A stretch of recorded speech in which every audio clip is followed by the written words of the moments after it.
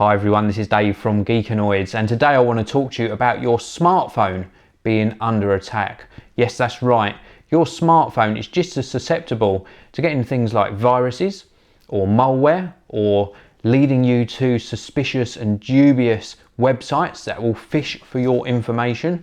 And they're just as susceptible to something like the Mac Mini sitting behind me here, because in fact something like an iPhone or an Android smartphone is a mini pocket computer. It deals with codes, it has access to the internet, you deal with emails on here, you deal with web adverts.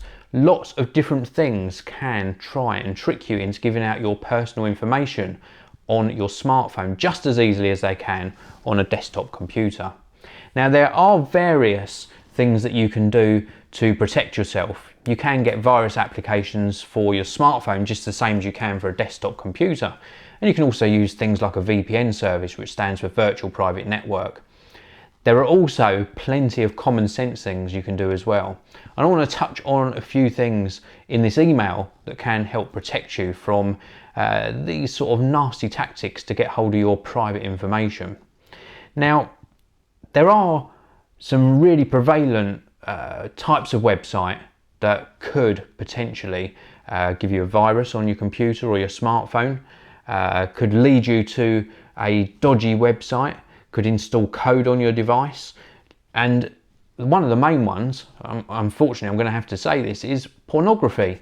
If you visit these pornography sites, it gives you access to adult content free of charge, and you can see the pages littered with adverts often, then you can click on one of those adverts and that can lead you to really dodgy websites.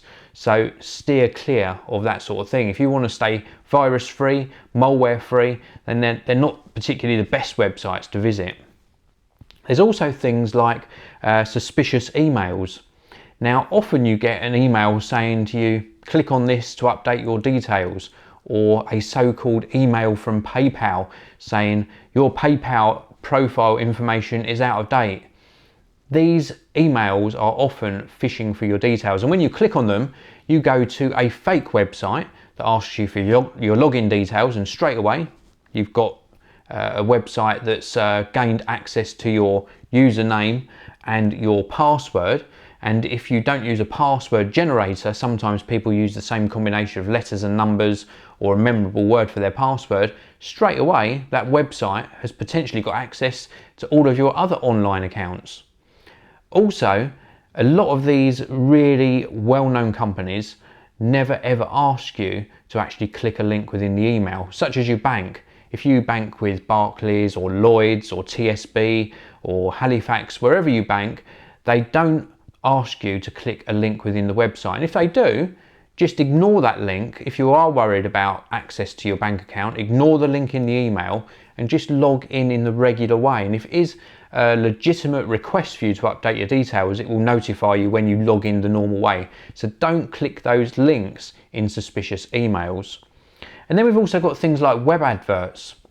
Now, of course, when you're on a trusted website, such as YouTube, you would hope that the web advert displayed alongside the video be absolutely fine. But when you're on a website that you don't particularly know, do you really know where you're going to be redirected when you click that particular advert? Is it going to install some code behind the scenes that's then going to install a keylogger, for example, on your smartphone or your computer? There are so many ways that people can trick you into installing behind the scenes sort of viruses and little mini applications without you knowing about it. So be very, very careful how you handle yourself online. Don't open attachments that you don't know where they've come from. Don't let curiosity get the better of you. And then you should stay pretty safe on all of your devices, smartphones and desktops and laptops, all alike. You can treat them exactly the same. Keep your wits about you. If you are worried, then as I say, there are software applications you can install, use of VPN, virtual private networks, malware protection, virus protection. It's well worth checking out all of the possibilities and all of the options if you are indeed concerned about your online security. So that's it for this video. Thank you very much for watching. I will see you all in the next one.